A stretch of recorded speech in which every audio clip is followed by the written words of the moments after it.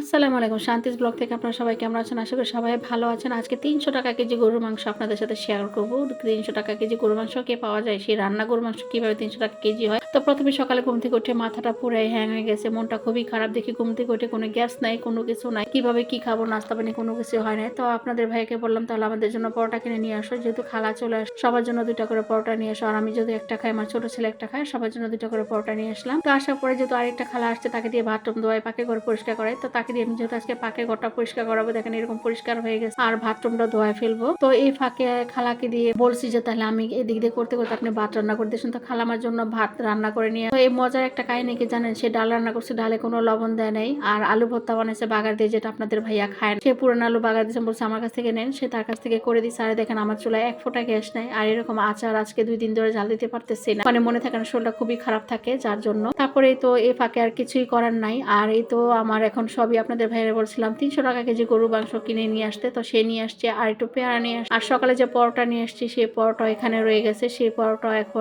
২টা আচার কেউ খাবে না। আর এই ফাঁকে আমি এগুলো, পেয়ারটা খুব সুন্দর মাশাআল্লাহ, ভালো লাগতেছে পেয়ারটা দেখে। আর এই হলো আমার ছেলে এখন একটু খিরাই খাচ্ছে, বলছে আম্মু একটু খিরাই কেটে দাও, খিরাই কেটে দিলাম। আর টুকেটাকি সবই হয়েছে। খালা যে দেখেন আলু ভর্তা দিছে আর ডাল রান্না করে নিয়ে আসছে। আসলে বিপদের সময় এইসব মানুষদের কাজে লাগে। তো মনটা আরো বেশি খারাপ হয়ে গেছে, সেটাও আমি আপনাদের সাথে বলবো। আমার খালা আজকে যে একটা দুর্ঘটনা ঘটাইছে আজকে আমাদের সাথে, যেটা কিনা আসলে ভোলার মতো না। আমি সে নিজেকে ক্ষমা করতে পারছি না, যেটা কিভাবে হইলো, কেনই বা হইলো, আমার খালা কেন এই কাজটা করলো, আমার সাথে কেন হইলো। আসলে আমার খুব কষ্ট লাগছে, সেই জিনিসগুলো আমি আপনাদের সাথে পরে শেয়ার করি। তারপরে এই তো হলো আমার সে ৩০০ টাকা কেজি গরুর মাংস। তো ৩০০ টাকা কেজি গরুর মাংস আসলে এখনকার যুগে ভাবা যায় যে ৩০০ টাকা কেজি গরুর মাংস পাওয়া যায়? আসলে দেখেন আগে এরকম ২৫০ টাকাতে গরুর মাংস আমার বাবা কিনে নিয়ে আসতো আজ থেকে ২০ বছর আগে। তারপরে এই যে দেখেন সে ৩০০ টাকা কেজি গরুর মাংস। তো আপনাদের ভাইয়েরা বললাম যে তুমি যেহেতু খালা আলু ভর্তা ডাল নিচ্ছে, সে তো কেউ রান্না করে দিলে সেটা খাবে না, ভাতটা খাবে। তারপরে তো সে বলছে তুমি গরুর মাংস কিনে নিয়ে আসো। তারপর আপনাদের ভাই এরকম গরুর মাংস কিনে নিয়ে আসে, দেখেন কত ছোট ছোট পিসে গরুর মাংস।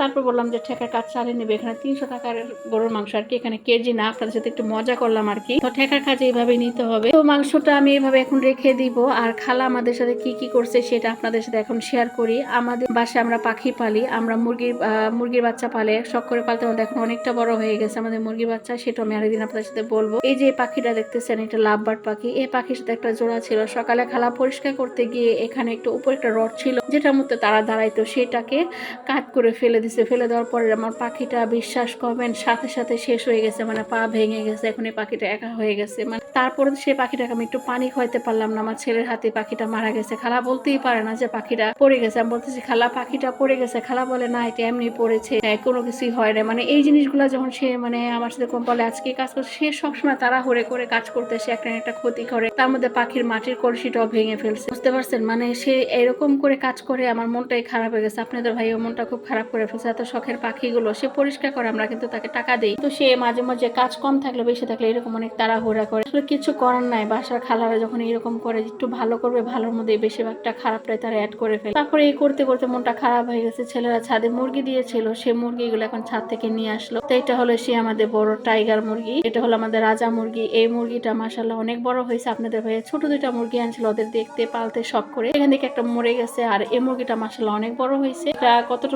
টাকা কেজি হয়েছে সেটা আপনাদের সাথে পরে শেয়ার করব। কিন্তু এটার সাথে যদি একটা মুরগি ছাড়ে তাহলে সেই মুরগিটাকে এটা মেরে ফেলো। এই হলো আমার সেই রাজা মুরগি। এই মুরগিটাকে দেখলে আপনাদের ভাইয়া অনেক খুশি হয়ে যায়। এটা দেখতে পারলে আমাদের সার্থকতা হয়ে যায়, মনে হয় যে আমরা অনেক সার্থক। আজকে আসলে আমার শরীরটা খুবই খারাপ, আমার বয়স দিতে অবস্থা আমার খুব খারাপ মনে হয়। এখন ইদানিং খুবই হাঁপায় যাই, বয়স দিতে পারি না, বয়সে খুব কষ্ট হয়ে যায়। কেন এরকম হয় তাও জানি না। আমাদের জন্য সবাই দোয়া করবেন, আমাদের ভিডিওগুলো কেমন লাগে অবশ্যই জানাবেন। মনটা অনেক ভেঙে গেছে, সেই মন থেকে জোড়া লাগে আবার শুরু করে দিলাম নতুন করে আরেকটি ইউটিউব চ্যানেল। আপনারা আমার পাশে থাকবেন, আমিও ইনশাআল্লাহ যারা যারা আমার ভিডিও দেখবে তাদের পাশে থাকবো। হ্যাঁ, যারা আমার ভিডিওগুলো দেখুন অবশ্যই একটা ভালো করে একটা মানে ভিডিওটি পুরোপুরি দেখে তারপর একটা লাইক, একটা সাবস্ক্রাইব করে দিবেন। এটাই আমি আপনাদের সাথে আশা করি। আপনারাও, আমিও আপনাদের সাথে এভাবে থাকবো, আপনাদের সাথে সবসময় এইভাবে থাকার চেষ্টা করবো। তো এই হলো বাহিরের অবস্থা, দেখেন মনে হচ্ছে মেঘলা মেঘলা দিন। আসলে শীতকালটা এরকমই হয়। আর বাহিরে অনেক সাউন্ড হচ্ছে। আজকে আমাদের এদিকে হুজুররা মানে বয়ান দিচ্ছে, মাদ্রাসায় হয়তো বা কোনো মাহফিল হচ্ছে। তো আমার কাছে এরকম মাহফিলও ভালো লাগে। তো আজকের মতো এখানেই, সবাই ভালো থাকবে। আসলে ভয়েসটা দিতে অনেক কষ্ট হচ্ছে।